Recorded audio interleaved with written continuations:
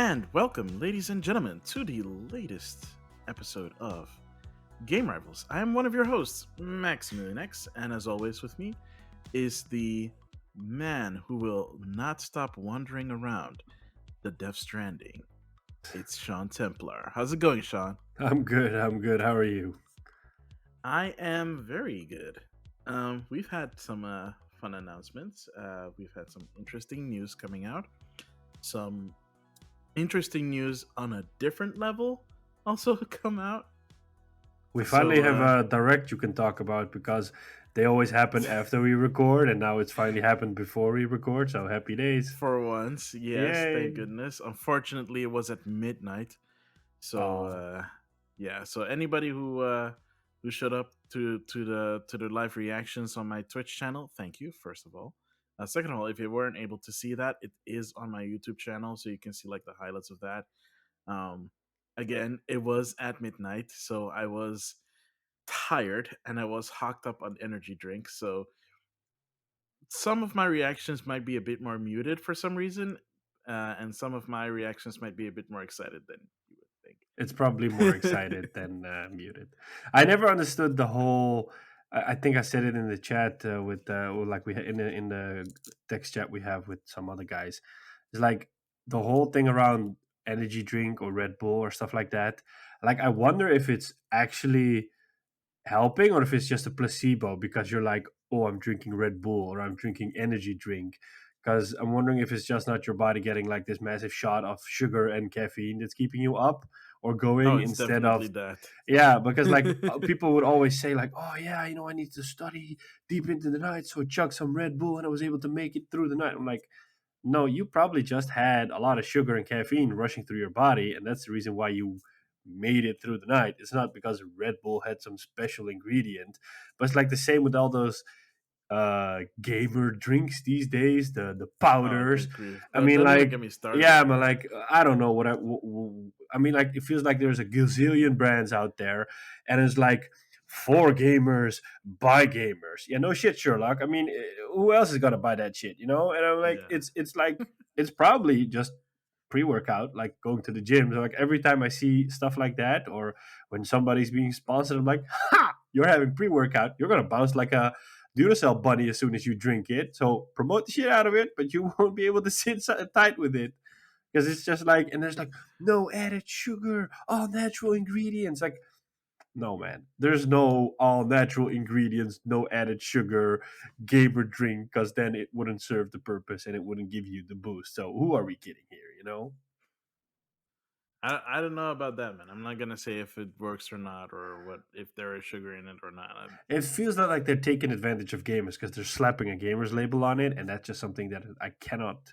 It's like with a chair; they slap a gamer label tag on it, and the chair's automatically $100 more. I'm like, Mm. it's the damn same chair. Why are you putting on a gamer tag and asking me $100 more, adding RGB? Who cares about RGB on a chair? It's a damn chair. It needs to hold you. That's it, Yeah, and be true. comfy. Yeah.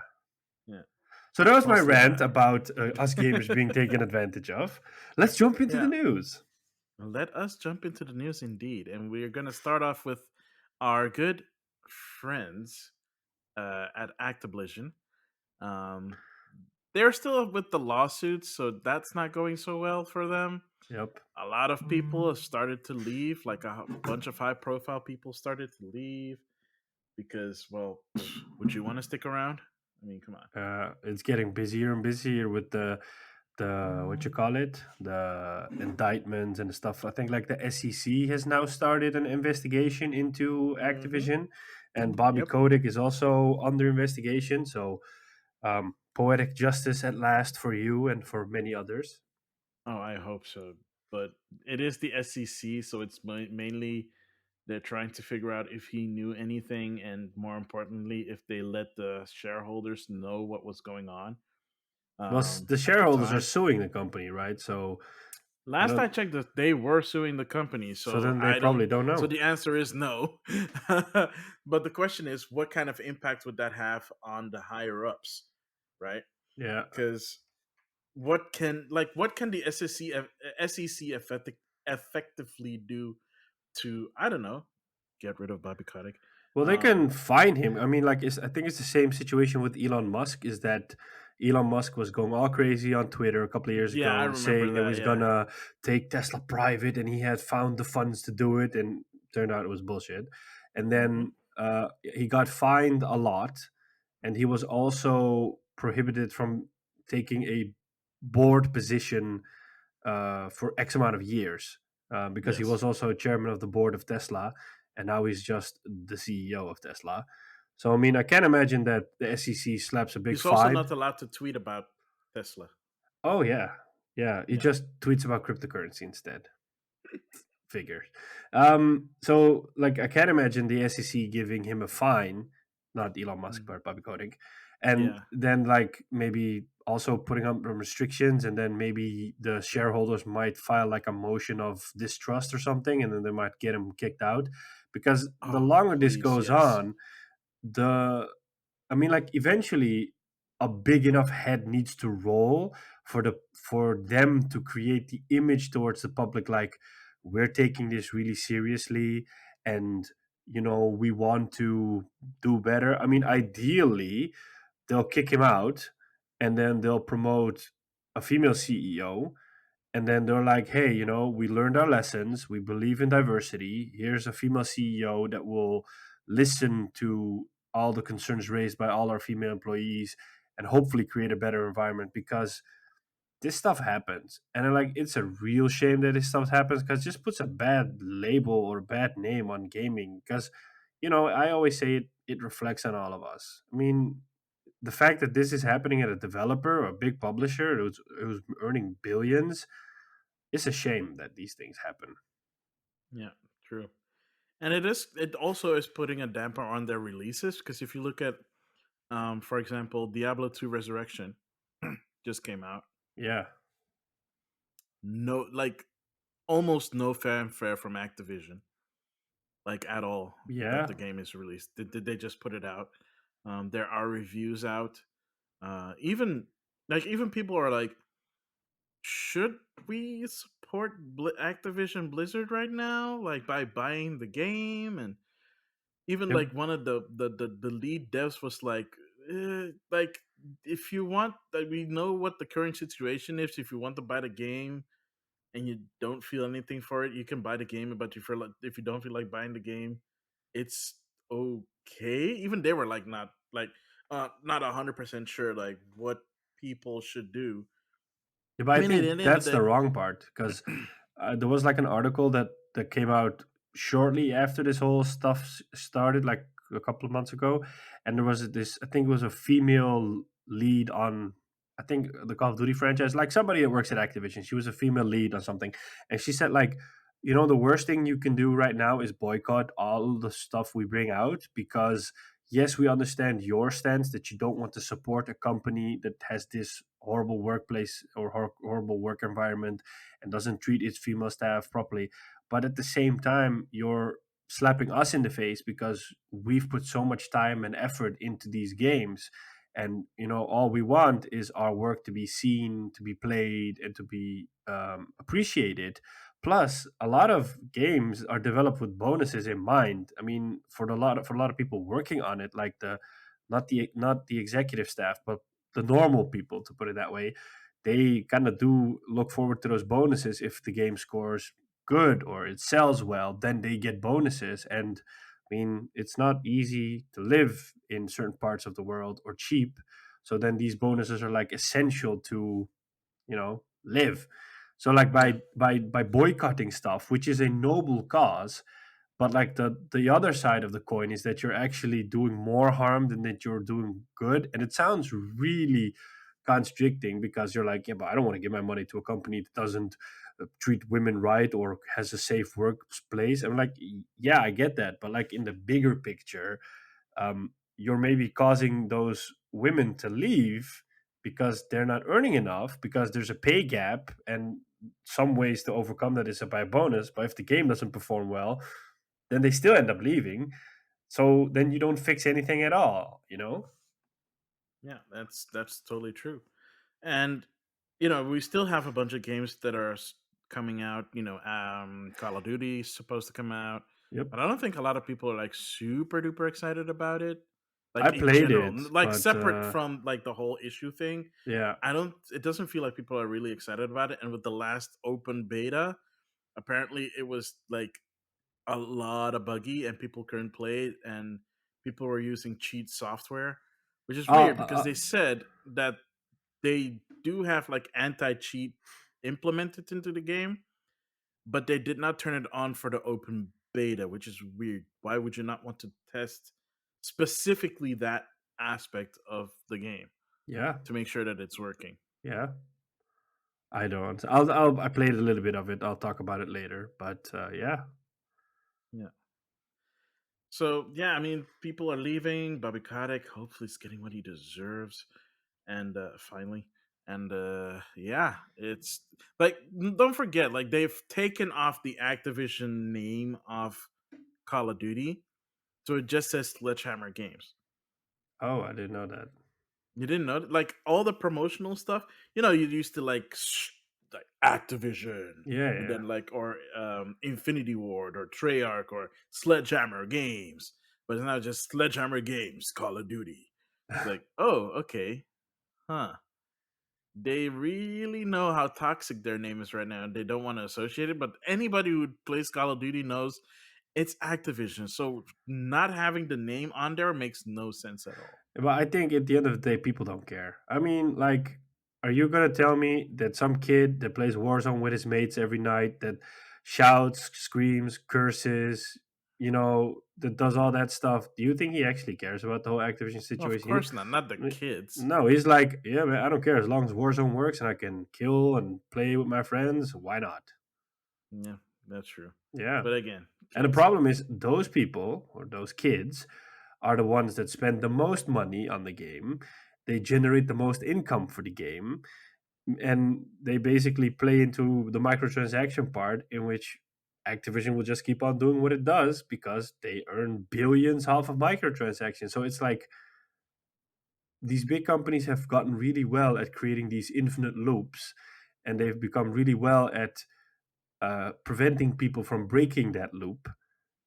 So no, it's like live, die, and repeat, kind of like a Yeah. returnal in there. So yeah, it's always going to be like this until somebody says like no, and then a lot of people start saying no. Yeah, that's true. Which really sucks, but I guess that's the state of gaming these days. Yeah, Um more pressure on indie to stand out. yeah, I mean, if we're gonna talk indies, actually I do want to bring something up. It's not like a news article, it's just more of an observation. And it's not even like my personal observation, but just someone brought it up on, I wanna say, Twitter, that EA put out a new EA Originals. I know you've heard of it. I actually won a Lost key in in a give. Random. Yeah, I won a key in a giveaway the other day, and I'm really excited to play it, but I haven't been able to play it yet. You should, because Lost in Random, for some reason, like there have been EA original games that have come out, Yeah, and EA tends to promote those because they want to show that they support indie yeah. developers. You know, so you have like It takes what's it? two, It a takes way out. two, a way out, Faye or Faye. How do you pronounce that? Untangled or unraveled. Unraveled was also part of that. Was actually like a really big part Mm, early on, and then like Lost in Random comes out with like minimal fanfare, like at all. Like it is out.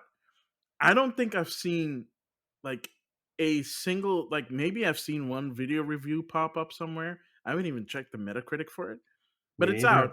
neither. Yeah, Like almost nobody's talking about it, and it looks interesting because they did show it off at E3.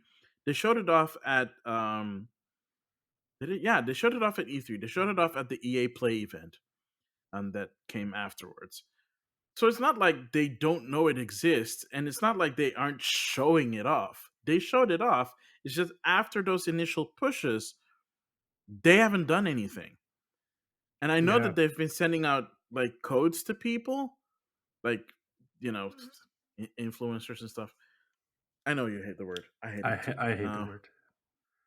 But You know they what the funny have thing is been. about influencers? What? Basically, everybody is an influencer because if I give you a recommendation to buy a game because of X amount of reasons and you buy the game, Hmm. inadvertently I have influenced you into buying the game. Fair, yeah. So like, we're basically all influencers. I'm not a fan of the kind that begs and gets free stuff and does it for the wrong reasons because they'll be like, oh, this game is so amazing, and then they'll end up never playing the game, because those are out there. I know a few, Hmm. I've seen them in the act, and I'm like, don't sell Yeah. your soul so cheaply for this stuff. Come on, have some self-respect. But back to your point. Yeah, so I don't know. It's not a news article thing, but I do feel like at least the concept is interesting because it's all about the role of the die, and the die and like die rolls decide everything from like combat to options, to story elements. So I do feel like people should at least give it a look, if they can find any reviews on it. Give it a read, give it a watch. I'm pretty sure you can find some reviews on Metacritic, I've from seen some pretty big streamers stream it and be really excited about it. I've or watch seen, it on Twitch. Yeah, yeah, I mean, I've seen a lot of word of mouth on social media about it. So I don't think that, um, yeah, it's a bummer that EA doesn't promote it, but I think that the game itself causes this promotion wave for itself because it's so out of the ordinary. It's not like your typical game. So I think because it has that really cool, fun look and unique play style, that a lot of people are intrigued by it. They're like, oh wow, okay, this is something new. I want to try this out. Plus, um, I think it's actually on. I want to say that it's on Game Pass. I honestly don't know. It's probably part of EA Access. Yeah, Yeah. probably.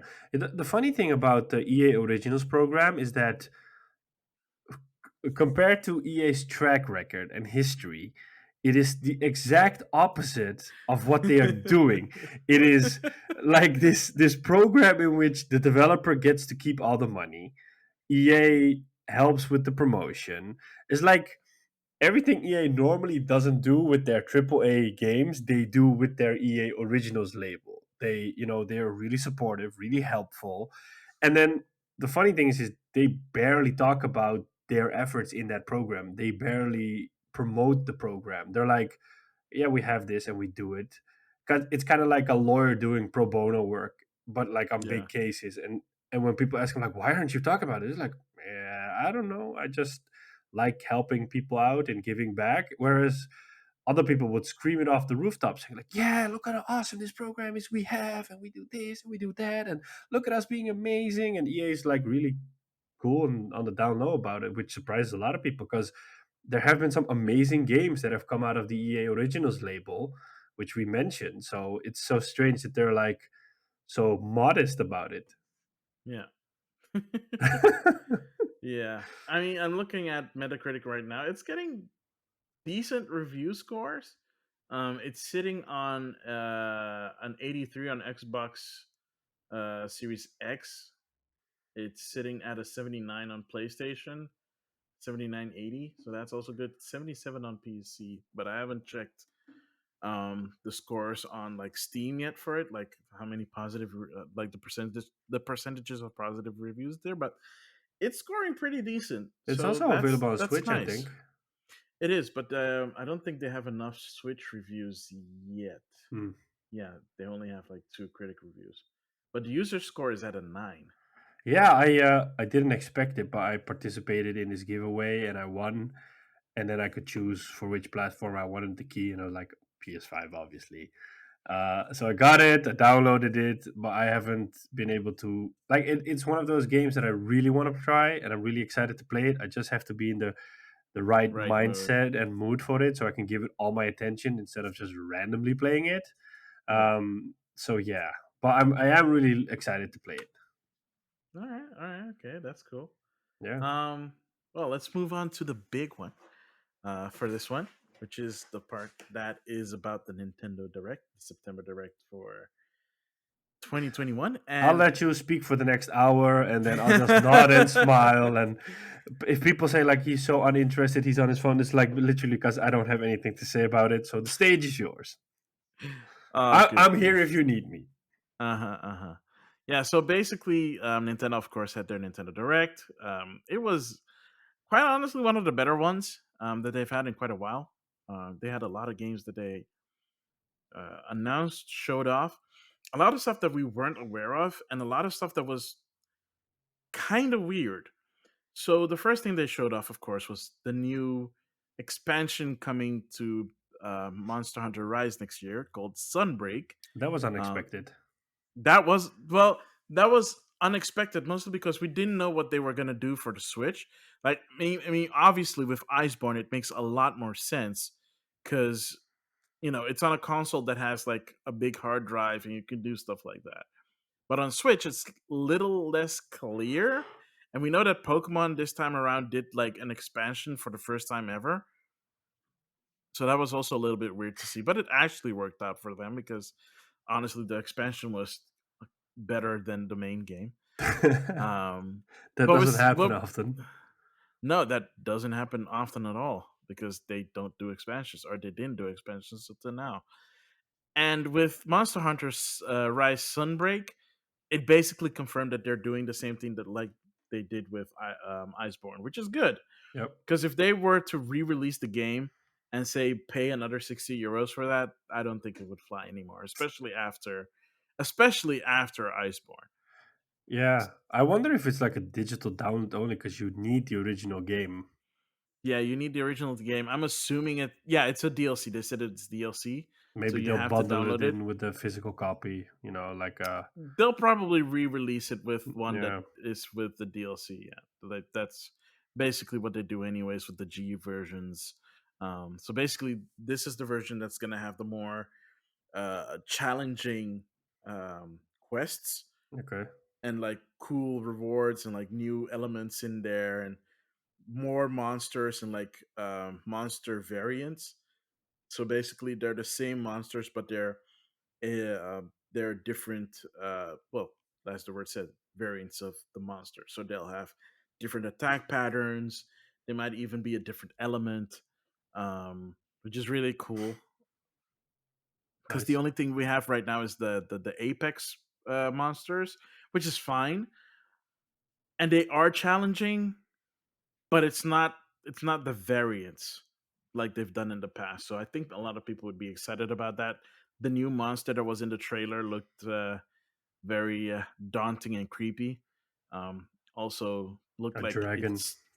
it looked like a dragon, but apparently, like if you really pay close attention to it, it was sucking the blood of the Rathalos, or at least the energy or something of the Rathalos.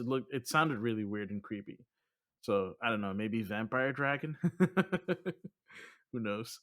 Plus, the setting kind of like when you saw it from the first, the settings looked a lot like Castlevania. So it had like this Yeah. gothic look. So first, I was like, "Is this a new Castlevania?" I do not expect them to make a new Castlevania, and then it turned out to be Monster Hunter, and that was super exciting. I was really excited for that one.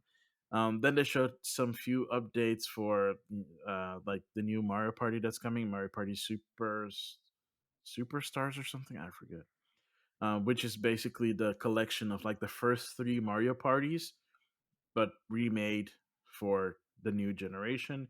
It's gonna be fully online compatible, so all the boards, all the mini games, everything is like online, which is a lot better considering that um the previous Mario Party, Super Mario Party that came out last year, I want to say, for Switch, initially did not have online. And when they did add it, it wasn't for everything, it was for certain stuff. It was a lot, but it wasn't everything. And WarioWare, Get It Together, only has like these daily ranking stuff. That is the only stuff that is online, which makes absolutely no sense considering that the whole game is based on doing the games in co-op. So why would you not have the main storyline or the main game support online? But whatever. This new Mario Party supports online. I'm actually looking forward to that. I might pick it up. I'm not 100% sure because there are other games that were announced, and it's like, ugh, okay.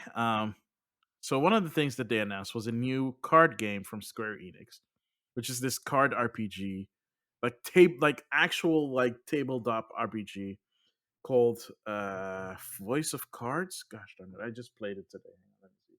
Yeah, it was called Voice of Cards: The Isle Dragons Roars, and it's basically by the same guy that does the Near series, so Yoko Taro. He's like the director of it, and he also brought in the same guy that does the music for the Near game. So the music is like top notch.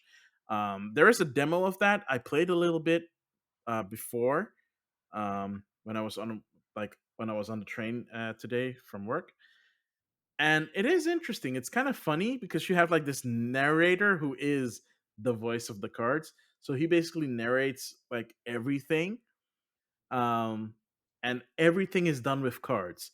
You want to attack, you use a card. You want to talk to someone, you use a card. You go to an inn, it's a card. Everything is Okay, literally interesting. cards. It's like it's an interesting take on like yeah, like tabletop RPGs. I played something similar like that. There was way more Dungeons and Dragony on the 3DS, but it was way too slow for me to keep an interest. This moved at a better pace. It also allows you to play with the touchscreen. So if you're playing in handheld mode, you don't necessarily have to use the buttons, except for when you want to save. But like if you want to just use your finger and then use like swipe the cards and stuff like that, actually feels way more interactive and way more fun to do it that way. So I want to continue playing the game. At least the demo. I think it's coming out late next month, October 28th. So that's really cool. But that was not the only weird announcement from Square Enix. They had two more weird announcements. One of them was a remake for Chocobo Racing, a PlayStation 1 game, which for some reason they're not acknowledging as like it was a PlayStation 1 game because they're like, oh, it's this new racing game with Chocobo and like your favorite Final Fantasy characters. Like, no, you It looked like a dinguses. Mario Kart ripoff, like a one to Yeah, one yeah, Mario Kart ripoff. it was a Mario Kart ripoff, but it was I'm not gonna lie. I played it on I played the PlayStation version back in the day, and it's actually kind of fun. Okay. Like they have their unique takes. So, for example, when you're picking up weapons, it's like magic spells from, of course, Final Fantasy. But whenever you pick up a spell and you pick up that same element again, it levels up the attack. So, for example, in Final Fantasy, you have like the elemental spells, fire, blizzard, thunder, and then you have like the evolved versions of them that are stronger.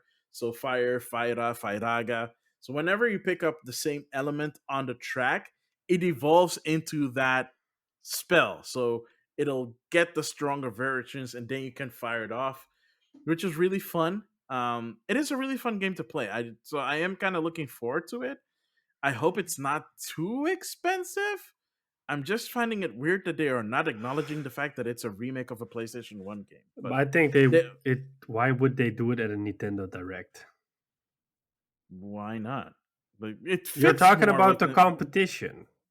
no. But what do you mean you're talking about the competition? It's Square Enix. It's not Sony. Yeah, but you're saying, oh, PlayStation. I mean, like, it's taboo to use those words at a. Oh, for Pete's sake, that's what you're hung up on. Oh, well, have you ever seen Sony or Microsoft say, like, oh, we're bringing the Xbox exclusive game, the Medium, to PlayStation? No, they never say that. Or, Eh, oh, well, we're bringing Metal Gear Solid, which has been an exclusive game for PlayStation for years, finally to Xbox. They don't do that. all right, They don't fine. talk I about the guess. competition. The All right, competition fair. doesn't exist.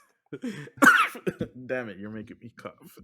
Oh, oh wow. Fine, fine. I'll give you that. I'll give you that point. Still, would have been nice to acknowledge the It's fact just a that it's a Mario Kart remake. ripoff. Like you don't even have to acknowledge that it's from PlayStation. You just have to acknowledge that it's a remake of a game. Anyway, so that was a weird announcement for me. Another weird but very cool announcement was the remake for ActRaiser from the Super Nintendo, which I honestly, like, legit, I thought about that game a couple of weeks ago, and I was like, it's been such a long time since ActRaiser was released. I kind of hope that they bring it to the Nintendo Switch Online program for the Super Nintendo, so I can just play it there. And then they announced this, and I'm like, oh, this is actually kind of cool. This is kind of way better. It looks interesting. The art style is kind of hit and miss. The soundtrack sounds pretty cool.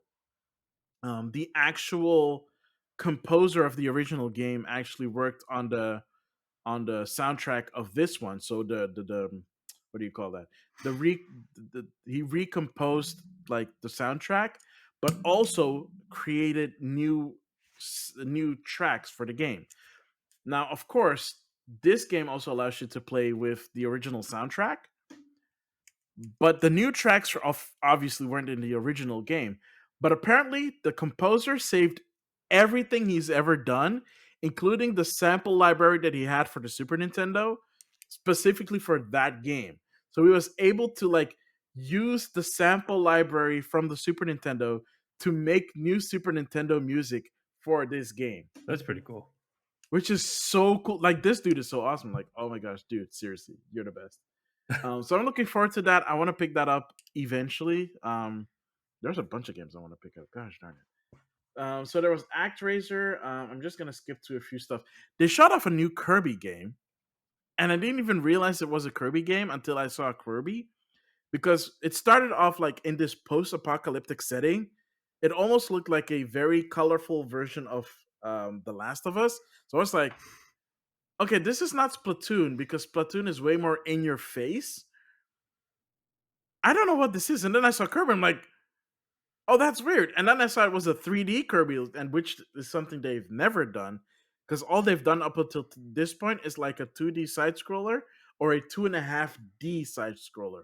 They've never done like a full 3D game a la Super Mario 64.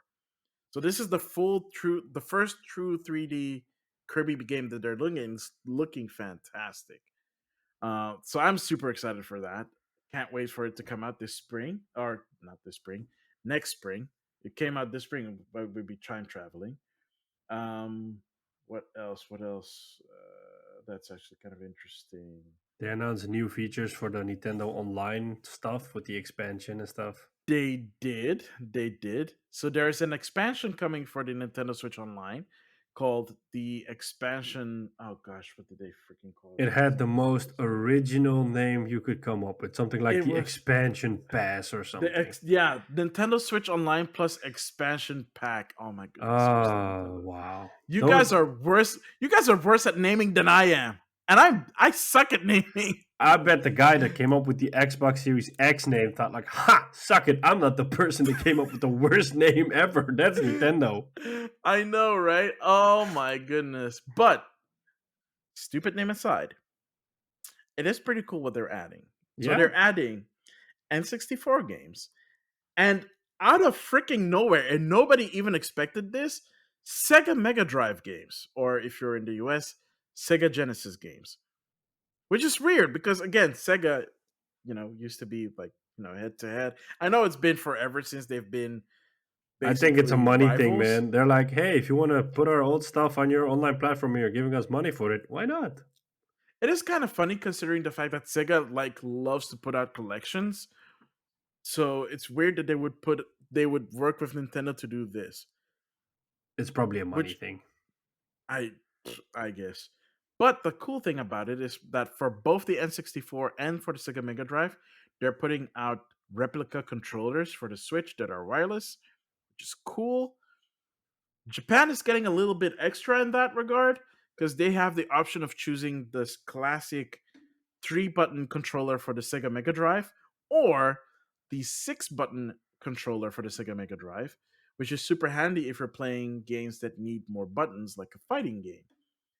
Which does seem to indicate that fighting games might be coming to the service eventually. But it's kind of disappointing that the controller is only available in Japan. So if you want that 6-button controller for the Sega Mega Drive, you'll probably need to import that. which kind of sucks because it's only available from the Nintendo Online Store. So that's going to be an expensive import. Um, Outside of that, there was a few more things that was shown off. Splatoon 3, they showed off more stuff from the single player and the multiplayer, which looks interesting and fun. That is coming out early next year. Animal We're Crossing is getting getting an we're getting a expansion. new Animal Crossing update finally, which is like so weird because they have been silent for almost a year. They've like done updates, but nothing super significant. Like the most significant thing they've done is they've allowed you to move your save file to another console, which is nice, and they allow it to back up to the cloud, which is something they didn't offer before. Those are the only two big updates, and we know from the beginning from people that data mined the game that um, the Roost, which is this coffee house that has been in every Animal Crossing game, was found in the code, and it should have been and like it's now finally been teased that it's finally coming, like a year and a half later. So that's pretty cool. We're gonna get an Animal Crossing Direct early next month, early October, and the update should be available sometime in November. So the direct is going to show us like what is going on in the updates. So it's not just Brewster and the Roost coming, but some more stuff apparently. So big enough for them to have a separate direct for it. Well, I We don't know are one also. person that will be really happy with this. Oh yeah, Yeah, I know who you're talking yeah. I found out he about. spent 1,200 hours on the game. Like, holy crap. hmm But yeah, you don't have Animal Crossing anymore, so you can't see how amazing his island is. Yeah, I But know. I've been there. I've seen it. It's like it's super awesome. It's gorgeous. Like you can really tell that he put effort into it. If I Um, spent 1,200 hours on a game, it would be like a kingdom. exactly. And one more thing before I want to go to the big reveal of the evening was that we're gonna get the final character announcement for Smash, and it is happy and sad at the same time. Happy because we're finally at the end of the line for Smash Brothers Ultimate. It's also a little bit sad because we're at the end of the line of Smash Brothers Ultimate, but also happy because Sakurai finally can take a break after this. Jeez, that dude has been working on that game since when did that game come out? A couple years 2000, ago. 2018? Like, jeez, man, like Yeah, the but dude let's needs a not break. like make it sound like he's working on one character for months and then it's like he's like probably doing a No, lot no, of other no. But stuff. he's like a perfectionist. Like he like tests the characters. He does like he gives input on like the character balances. So he plays the game like a lot, and he gives feedback on it on like the game balancing and stuff like that. And they keep having to rebalance it. So I'm assuming that the team at Namco Bandai is also kind of tired and needs a break because it's the same. Like they also like the Namco Bandai team that's working on Smash are people that also worked on Tekken. So I'm pretty sure that they kind of want to go back to doing that, to working on that Probably. again or some other games. And I'm pretty sure that Sakurai could use like the break as well. So and hopefully work on some other games because the only game that he's worked on between the previous Smash and this one was Kid Icarus Uprising. Oh wow. For the 3DS, and everybody's like, we need a remake of like that on the Switch with like proper controls. I don't think he's gonna do that. I would think he would rather work on something else. But it would be nice if he was able to do that, to get like a remake of that game out because it was a good game. It's a shame that not a lot of people played it because of the control scheme. And finally, the big reveal. Finally, since it was announced almost 5 years ago, Bayonetta 3 was finally shown off. And they did it in such a Platinum Games way because they didn't show it off immediately, but if you like looked at like the font of the subtitle, it's the same font that has been used in every Bayonetta game. But I was still doubting it when I saw it first. Like, it looks familiar. I don't know which game's font this is. Because the monster in the game kind of looks like something from Wonderful 101, so it could have been that. But they weren't like super deformed, squishy characters, so it made no sense. It could have been Astral Chain, which they did tease because they showed off um, one of the mascot characters from that game. So it's like, oh my gosh, they're announcing Astral Chain 2, specifically because the mascot was holding up a peace sign for 2. I was like, oh, it's Astral Chain. Then suddenly you see the witch time, and then you see Bayonetta's reflection slowly descending. It's like, oh my goodness. It For one, it looks good. Like Bayonetta's new design is pretty awesome because it's based off young Bayonetta, aka Cereza from Bayonetta 1.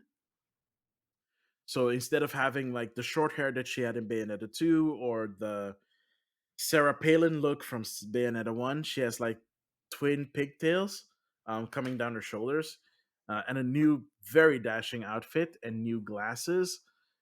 And yeah, it's Bayonetta. It's just more like witch time, kick ass, and apparently they added Kaiju Battles, and from one of the former executive producers of Scalebound, so who worked on Scalebound at Platinum Games, was like the the Kaiju battle from Bayonetta 3 looks a lot like the battle mechanics that they had for for your dragon sidekick in Scalebound, which makes sense because the same director for Scalebound is also the director for this game. So it looks like he brought some elements over from Scalebound because he didn't want to let go of that. And dang, it looks so cool. I'm so excited. I can't wait to finally play it next year. It's coming out next year. They gave us a release year, 2022. We kind of sort of don't have to wait much longer, but again, we don't know how far it is in Yeah. 2022. But I'm excited for it. I'm happy. But to be fair, if you saw my reaction, you probably wouldn't have thought that I was super excited, but that was because I was running on fumes at that point. I was just happy to see it, and oh, good grief. That thing got announced in 2017. They showed Yeah. us a teaser trailer. That's it. So the only thing I can imagine is that the game was in pre-production when it was announced. Because if it took 5 years to make it, That's a yeah, long time for a game. yeah, that means that was in pre-production when they announced it. Yeah, but even then, I think it might have even gone through some reboots or stuff like that. I mean, like, Oh, it doesn't take 5 years, even from pre production, to make a game like that. well, that depends. If they had nothing at all, Yeah, but like, is Platinum Games like one team that just does one game no, at a no, they time? have no, they have multiple teams. Yeah, so I think like They they're used to be one team. They have like multiple teams now, but like the Bayonetta team has been working on this for a really long time, and I don't know how big. Like, I'm sure that like because don't forget they also made Astral Chain in between, and they also worked on other games in between. So that means that I'm assuming that their project teams scale to fit their needs. So if they didn't prioritize Bayonetta because it was in an early stage, they probably had a smaller team working on like core concepts and stuff like that. Well, the other team was working on, like Astral Chain and like other big and small projects alike. probably. So I think those are like the biggest things. Like Dead by Daylight is coming to Switch. Yeah. Um, Dead by Daylight 2 is coming to Switch, but the cloud version, which is weird. So like the first game is getting like a proper release on Switch, but the second game is cloud only. Yeah, but the second game is a oh, it's also coming to PS4. Hmm. Yeah, I thought it Yeah. was a next gen game. Yeah. Oh wait, I did miss one thing. So remember, like earlier this year, Square Enix announced this new RPG called Project Triangle Strategy. Yes. And remember how like super annoyed I was because I knew that they were going to just call it project they were just going to call it Triangle Strategy. Yeah. Well, guess what? They They're called calling it. it Mother Loving Project. Oh my gosh, seriously. Like next to the dumb name for the online expansion, this is probably the second dumbest thing that they announced. Like what is Triangle Strategy is not a name for a game. Like with Octopath Traveler, I get it. This is just stupid. Why would you not call it something like, I don't know, Skills of Justice, because skills are involved, Oh, or because that doesn't sound generic. generic, sure, but it doesn't sound like a gosh darn project name. Yeah. Come on. Maybe there's something in Seriously. the game that justifies the name. Ah, yeah, it does, but that still doesn't mean you have to call it that. There are better names to come up with. Come on, seriously. Anyway, I just wanted to get that off my chest. It is coming out. It looks exciting. They've made improvements to the game. It's coming out next year. Yeah, next year, March. Yeah. So yeah, but seriously, here's the fun thing about that game is that the improvements that they made to it makes it way closer to Final Fantasy Tactics than it has ever been. It Mm. already felt like a bit more like Final Fantasy Tactics, but now it really feels like Final Fantasy Tactics. So I'm actually looking forward to that. Yeah. That's pretty much the direct. If you want more of that kind of stuff, I'm sure you can find it wherever you frequent your gaming news. Um, and like I said, I reacted to it. If you want to see it, it's on my YouTube channel. I made some highlights. You can see how I responded to Triangle Strategy being official and being shocked at ActRaiser and getting super excited about um, Sunbreak and other stuff. So I think that is it. And with that, we'll be right back with what we've been playing.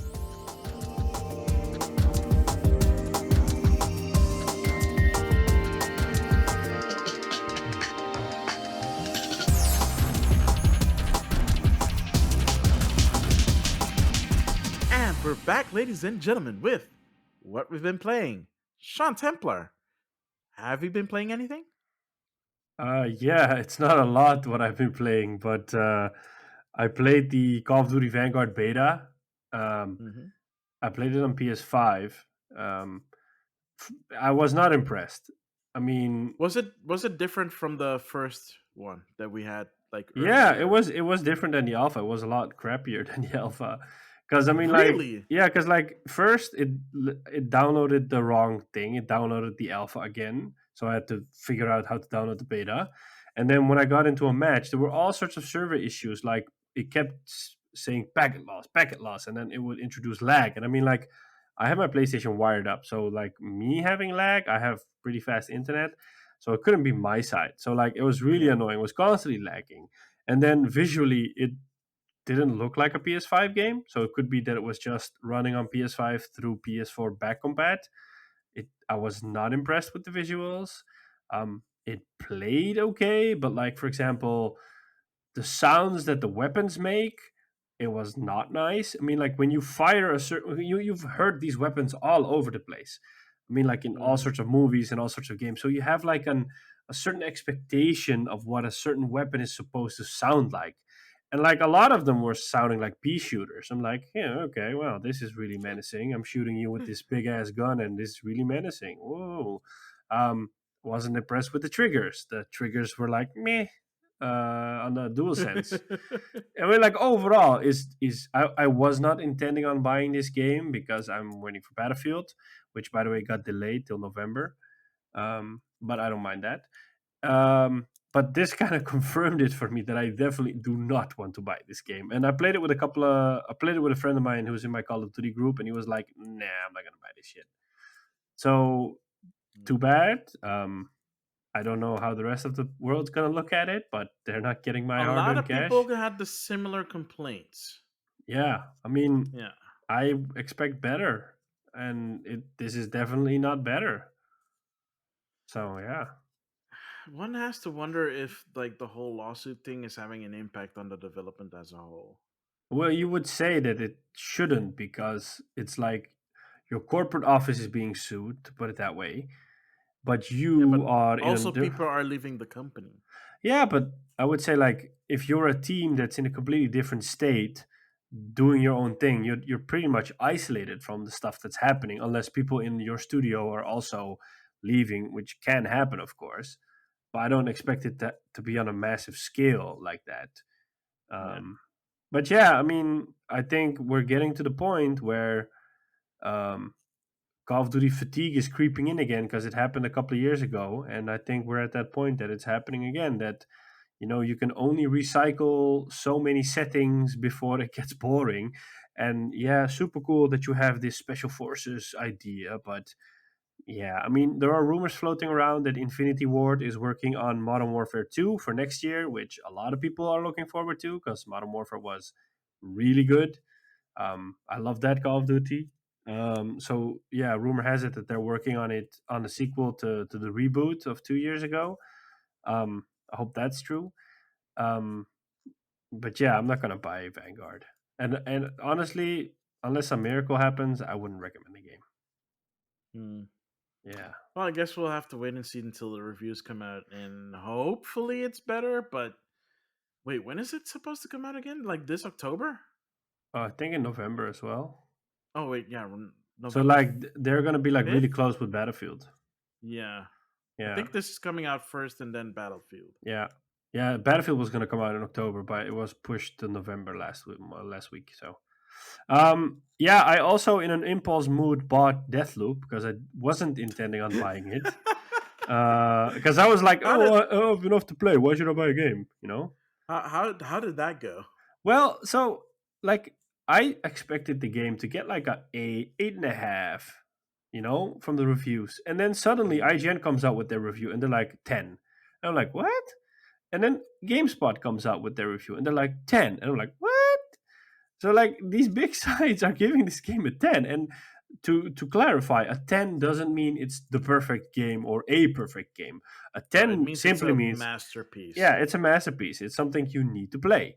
So when it got a double 10, I was like, what? And then I started looking online a little bit and, checking out some streams, but not trying to check out too much because I don't want to have it spoiled for me. I'm like, this looks like Dishonored and I like Dishonored. So I just decided to buy it and I streamed like the first 2 hours of it. It is really nice. It's funny. The dialogue is really funny. The characters are really fleshed out, and you could play the whole game and just laugh your ass off because of the banter between the characters, which is just really nice.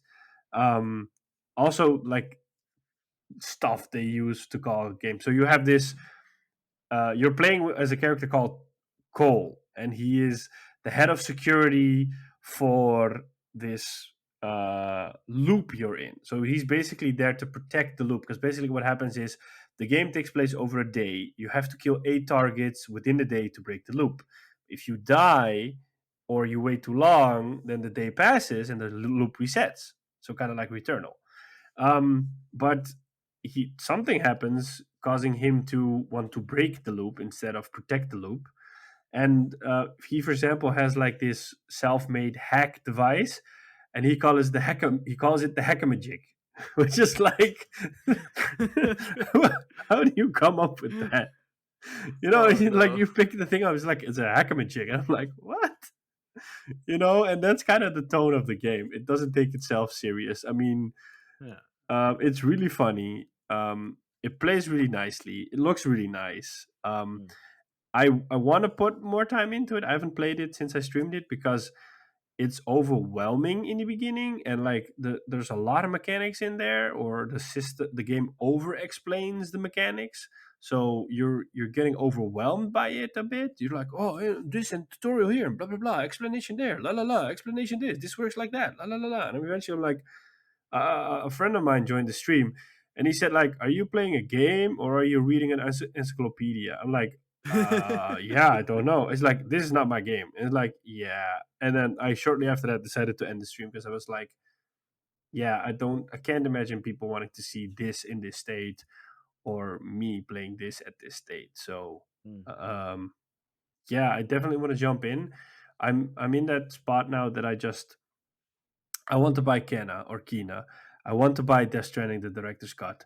I want to buy Ghost of Tsushima, the director's cut. I'm holding off on buying them because I want to finish Returnal. I want to finish Mass Effect 3. I want to finish, start playing Lost in Random. I bought Yakuza 3, 4, 5, and 6. I want to finish those. So, seeing as we're not getting anything big in November besides Battlefield, I'm kind of like thinking, you know what? I'll maybe buy those games in November so I have something to play over the holiday season. Um, yeah, it might be sooner because I see a lot of people streaming Death Stranding, talking about Death Stranding. It was my game of the year in 2019. By surprise, I didn't expect it. I mean, everybody was thinking it might have been Total War Three Kingdoms, uh, which was a close contender. And yeah, so I'm really. I think I'll probably end up buying Death Stranding at the end of the month because it's just. I mean, the reviews are really nice. I'm really looking forward to it, and I feel like more people will buy it this time because there's not a lot of stuff out on PS5. So this is one of those reasons to buy it. Plus, there's a lot of it's word an of mouth. exclusive. It's an exclusive, and there's a lot So of word of mouth because a lot of people are like, "Oh, you haven't played this game? Well, I played it in 2019, and it's really good. So you should really just buy it and play it." So, like, I think that is happening a lot, or at least yeah, it feels like that's happening a lot. So a a lot lot of of people more are like, people are playing Death Stranding. "Yeah, Yeah, yeah, it's kind of like Days Gone. You know, like Days Gone came into the PlayStation Plus collection and it was for free with PS Plus. And then, like, a lot of people suddenly started playing this game. And a lot of people were like, how did I miss out on this game? Why didn't I buy it 2 years ago? Or why didn't I play it then? And I was like, told you so. So, yeah, that. yeah. And I still need to get back on that game, but I'm focusing on something else right now on hmm. PlayStation. Yeah, I Yeah, think that's basically. I've been playing a little bit of Mass Effect 3. I never finished the original Mass Effect 3 on the PC back in the day. Um, so I am playing a little bit more of Mass Effect 3. I mean, I like it. The game does show its age. For example, when Shepard is sprinting, you can definitely see it's an old game. He's like sprints really weirdly. You're like, wow, yeah. this looks strange. Yeah. But it's really cool to see the difference because I forgot, like, when you went from Mass Effect 2 to 3, that they really changed a lot of stuff in 3. They refined it and made it a lot better. Like, the sound of the guns and the shooting and the cover mechanics. It's like really feels like a proper new game instead of Yeah. an expansion. Um, but yeah, that's basically what I've been playing. Not a lot interesting, but hopefully at the end of the month I'll be able to finish some of them. So what have you been playing? Well, I've still been playing more Persona 5. Uh, Happy started the days. new I started New Palace, which is really cool. Um, like the current target is this really disgusting mob boss who's just like the absolute worst. He sees his targets like walking ATMs, like literally walking ATMs. Um, and yeah, it's just oh man, the visuals are so good in this game. And I got the new character as well, Makoto, and her intro is just so good. Like seriously, it's like so awesome. It's like the best one so far, and I love it. So I've been continuing down that road. I want to like my mission right now when it comes to PlayStation games is I want to finish a PlayStation game before I go to the next one. So I want to finish Persona 5 Royal because I know it's a long game. I think I'm like a third through now. There's still some things that I need to make sure so that I can play because this is the expanded version, and there's certain things I need to do in the game so I can actually play like the extra content. And if I don't, then I'm going to have to start all over again, which I don't want to. So I just want to get it right the first time around. So I do refer to like an FAQ when I need to, so I know okay I need to do this now so that I can maximize like certain aspects in the game. So I've been playing that. I started playing like I there was a while I did not know what I'm gonna play on my Switch outside of what I do for streams, and I've been streaming Super Metroid like in anticipation of Dread, um, which is really nice. I've tried to avoid the trailers because there's apparently some spoilers in there, so I've been trying to avoid the trailers. They did have a trailer in the Nintendo Direct. I did see it, but I think it's fine. Um, Hard to look away when it's live. yeah, kind of hard to look away when you have to make sure that you do see what comes after that. And it looks cool. Like it looks awesome. Super Metroid. I've never beaten it. I've played it multiple times before in the past, but I've never beaten it. So this is the first time I'm going to beat it. I'm going to beat it on stream, and it's going to be really awesome. So if you're looking, so if you're interested in seeing me going through Super Metroid and just trying to figure stuff out, check it out. It's on my Twitch. Basically at this point, I have kind of a schedule right now where I'm streaming every Tuesday and every Thursday. So if you miss Tuesday because this goes up on Wednesday, um, Thursday, if you're listening to this on Wednesday, tomorrow I'm going live again with Super Metroid. What I've been playing outside of live streams is Star Ocean First Departure R on Switch, which is a JRPG that came out on. Okay, this one has kind of a little bit of a weird like history because I think the original Star Ocean came out on Super Nintendo in Japan, and then it got remade, I think, for PlayStation One, and then it got a PSP remake called First Departure, which is the one I'm playing, and this is a remake of that game, of that version of the game. It looks nice. It's basically the pixel art with a little bit of 3D, kind of like PlayStation One era stuff, and it looks good. It's made by Tri-Ace, the same people that made Eternal Sonata on Xbox 360, and a bunch of other games. Like they've made a bunch of Star Ocean games. So it's nice to play the first game for the first time. I Here's the funny part: why I'm playing this game is I was going through my Switch because I was like, what I feel like I want to play something on my Switch. I have no idea what I want to play now.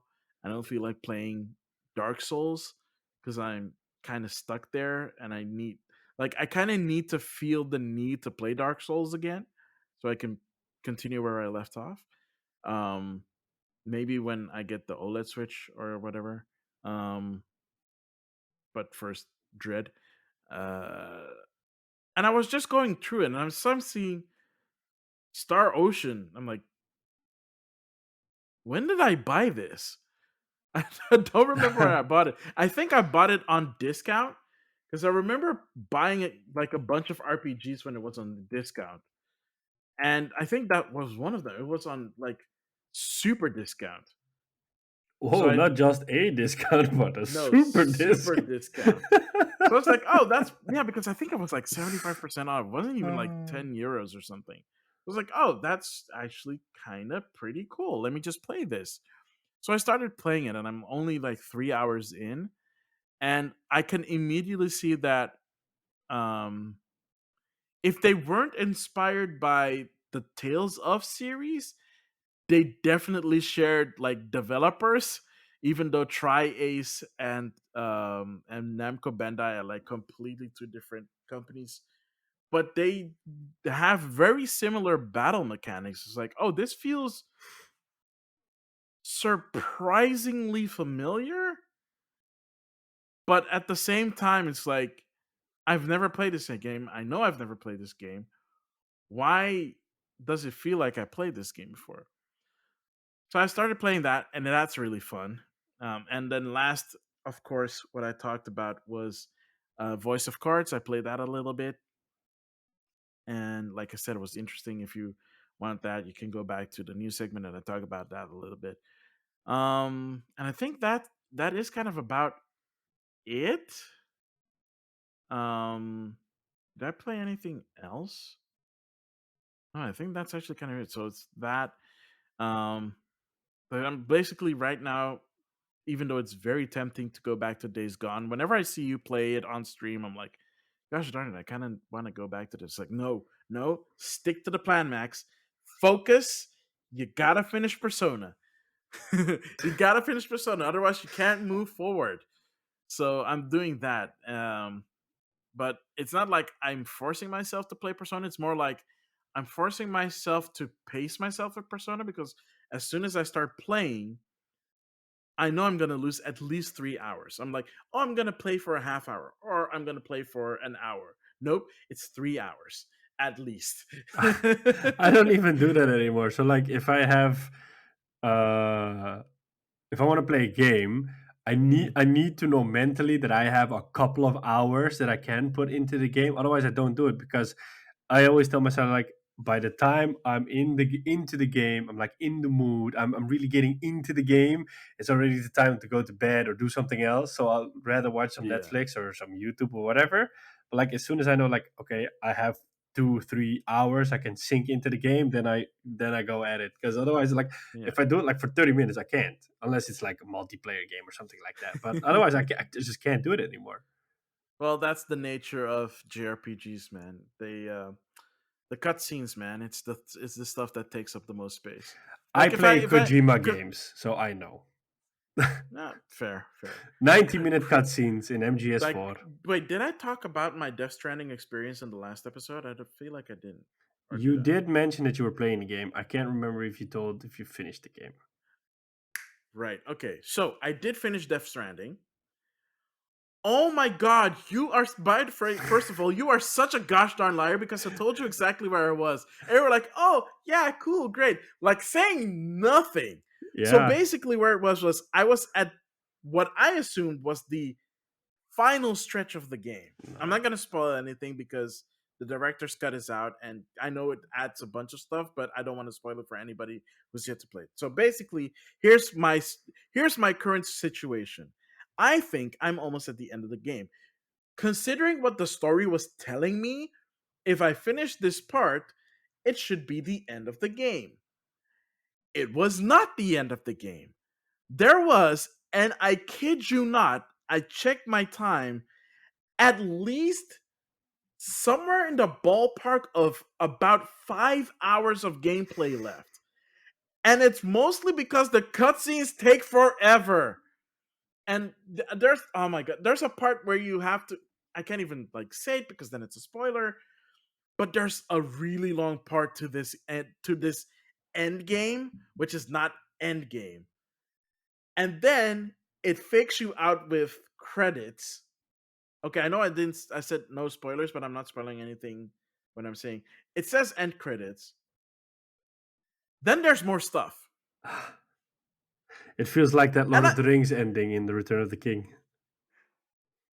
Sean being like the absolute gosh darn jerk that he is, I show him I took a picture of it. I was like, I'm finally done. And he's like, yay. He doesn't say anything. The game just keeps going on. And I'm like, oh, you bastard. I couldn't resist. Oh. So then I finally beat the game. I was like, yeah, I kind of am done with Death Stranding. It's not again. I love playing Death Stranding, especially the middle part where you're just doing the deliveries, and like people are like, oh, it's like a walking simulator. Okay, first No. of all, it's just not a walking simulator because I've played walking simulators. This is not it. There's way too much that you need to pay attention to. There's way too much management. There's way too much making sure that you not get detected by those stupid mules. You have to manage your equipment. You have to manage the cargo. And yes, they are boxes and they're all very indistinguishable from one another. But that's kind of not the point of the story. The story is to connect people. If that means carrying indescript boxes from one point to another, or looking for boxes in the wild and bringing them back to their owners, that's how the story is told. And the Yep. story is surprisingly melancholic and I dare say quite beautiful. I know somebody who cries every time she plays the game, and she's like, she comes out for this. She's like, "Oh no, I'm gonna cry," and then just like, which I do get, because there are yeah, some yeah, emotional points in there yeah, where I was like, I felt it, yeah. because I started playing it more regularly, and I think that's the best way to play Death Stranding, is to play it. Well, not obviously in 1 second, because that is insane. Like, did I show you like my final time with the game? I can't remember. I spent almost 100 hours on that game. Holy shit! I don't know if I But did that's, that, but you know why? Because I was doing, like I said, I was doing a lot of the side questing stuff. yeah. But that's because I wanted to get better gear, because you have Mm. to do the side quest stuff to get the better gear. You can essentially, if you want to blaze through it in quotes, you technically can story wise, but that doesn't mean you're gonna get the best score or the best results or like the best stuff. Yeah, If you want to do the if you want to do it for the trophies, you can. I know some I people that am have the platinum. I'm not sure I'm the person for that.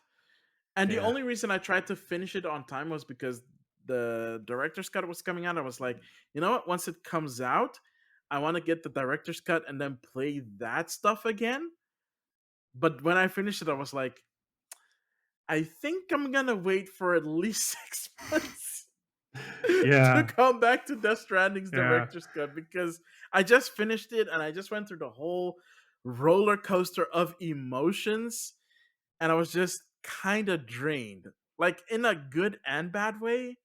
But I was just like, you know what? I've played it, I've experienced it. I am grateful for the experience, but I do not want to touch this game for a while. I can imagine. I mean, it's been Yeah. 2 years for me, so I'm like really excited to jump back in. Yeah, for you, it's the perfect time. Yeah, So, yeah, that is it for what I've been playing and what I've played and what I've finished. So, Sean, will you do the magical orders? I will try to do my best as always. So, thank you everybody for tuning in to another episode of Game Rivals. Now it doesn't feel strange saying this because we're also on YouTube. Uh, so you can Bye, find the guys. you can find the audio version on your favorite podcasting platform: Apple Podcasts, Spotify, Anchor, Google Podcast, Overcast. You name it, we're probably there. You can find us on YouTube. The link will be in the description. Feel free to check us out there. Leave your comments, leave a like. We like hearing from you. We're reachable through email, gamerivalsfeedback@gmail.com. We're also on Twitter, game_rivals_. Maximillian is also on Twitter @Maxemillian. We both stream. Um, Twitch.tv/MaximilianX. Yep. Maximillian underscore Oh, X. Maximillian_X and Twitch.tv/Sean Templar. You do the Tuesdays and the Thursdays. You're playing Super Metroid. I do the Sundays. It's Days Gone. And if I have the time, I do like an extra day through the week. But for now, it's only Days Gone. I love that game. You can also find us on Instagram @Maximilian_X and @GameRivals. And that's basically it. Mm-hmm. And on that note, I have been and always will be Sean Templar. And I've been and will always be Maximilian X. And we'll catch you on the next one. Later.